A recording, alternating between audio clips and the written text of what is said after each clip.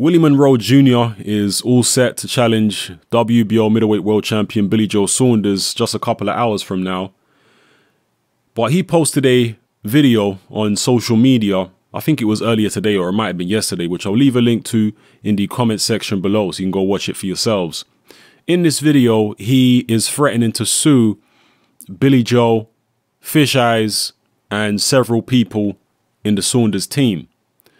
His reason being that he has been treated terribly since arriving in the UK, that he hasn't had sufficient, I guess, protection from the public, and he even cites the incident that happened at the weigh-in where Billy Joe Saunders' son was clearly, and I don't care what nobody says, it's clear that Billy Joe Saunders' son was sent up there to try and pull a stunt on Willie Monroe, and he ended up punching Willie Monroe in the groin. And Willie Monroe actually says that Billy Joe Saunders' son started hurling racist abuse at him after he punched him in the groin.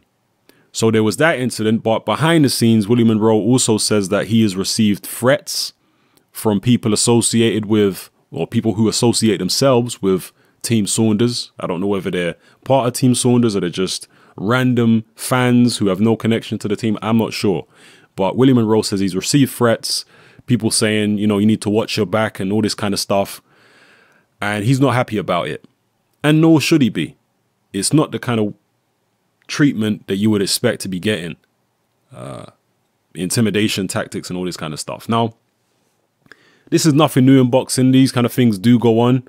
A lot of the public are kind of oblivious to it because they don't really report this stuff on Sky Sports or Box Nation or most of the channels that show boxing. This is stuff that you have to really be a boxing insider to know about usually. But it does go on behind the scenes. Intimidation tactics, etc. Now, when it comes to Billy Joe Saunders, this is not the first time that I've heard of these kind of shenanigans going on. I can't remember exactly which Billy Joe fight it was, but it was one of his fights. It might have been a Eubank fight. I can't remember now, but there was one of his fights which took place, I think it was at the Copper Box. It might have been a different arena in London. But there were several people in my Facebook group who said they attended that show, and they said it was appalling. They said that Billy Joe's fans, a lot of them were just absolute scumbags. They were stealing people's seats. They were threatening people in the crowd. They trashed the toilets, and there was all types of nastiness running down the hallway from the toilets. It was just a big mess with a bunch of loutish and antisocial behavior going on. And several people, again, who attended that event from my Facebook group said that they would never attend a Frank Warren show again, or specifically a Billy Joe Saunders show again, because he just attracts the wrong type of crowd. So Billy Joe seems to have this kind of thing surrounding many of his fights. I don't know how much control he has over these people, but when he's sending his own son up to punch the next guy in the groin, it doesn't really look good in terms of how Billy Joe conducts himself. Now, a lot of people talk about Billy Joe, and you know, this is his hardcore fan base. They talk about how he should be more popular than he actually is, how he should be more recognized and what have you in the United Kingdom. Well, if you've got fans who behave in the way that they purport to, you know, behave, then you're not going to get to the next level in terms of popularity.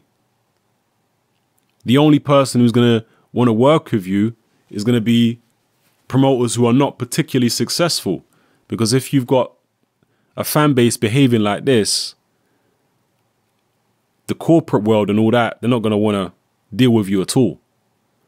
It kind of reminds me of the stuff that used to happen in British boxing back, and it still goes on actually. I mean, it went on during the Josh Taylor-O'Hara Davis fight. O'Hara Davis received similar treatment from Josh Taylor's fans, a lot of racist abuse, etc.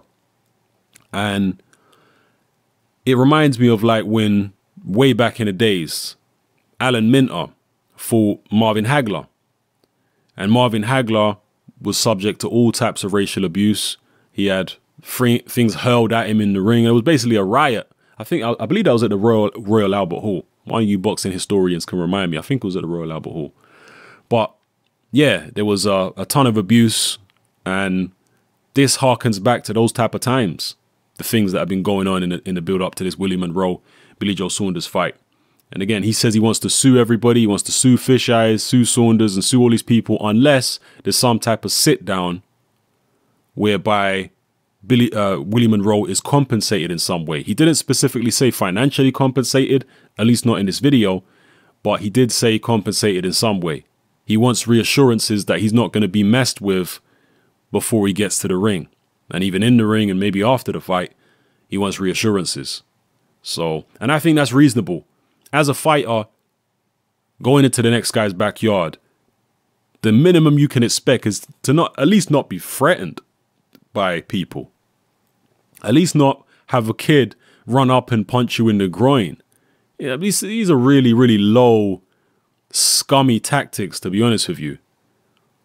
It is. It's low. It's really scummy stuff. Again, it's not unprecedented in boxing. These kind of things do go on, but that's really scummy. And for me, the responsibility, to a large degree, has to fall to Fish Eyes. Because this is Fish Eyes' fight art. This is his promotion. He needs to be making sure that there's no funny business going on.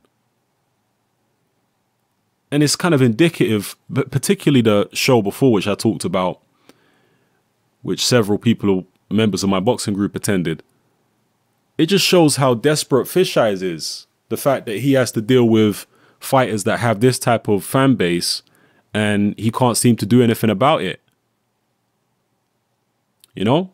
I mean, imagine if it was the opposite way around. Imagine if one of Fish Eyes' fighters went to the United States or somewhere else and they were treated the way that Willie Monroe is being treated, with threats and all this kind of stuff. Fish Eyes would be furious. He'd be lodging complaints and threatening to sue people and all types of stuff. That's what Fish Eyes would be doing.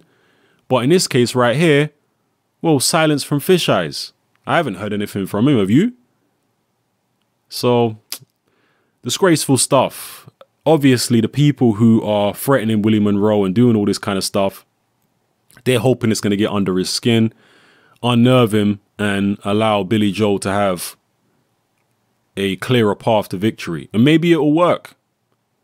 But this is beyond the pale as far as I'm concerned. This is something where a promoter really needs to get a handle on the situation and protect the fighter that's coming over. Because who's going to want to come over and fight Billy Joe if this is the way they get treated? You know?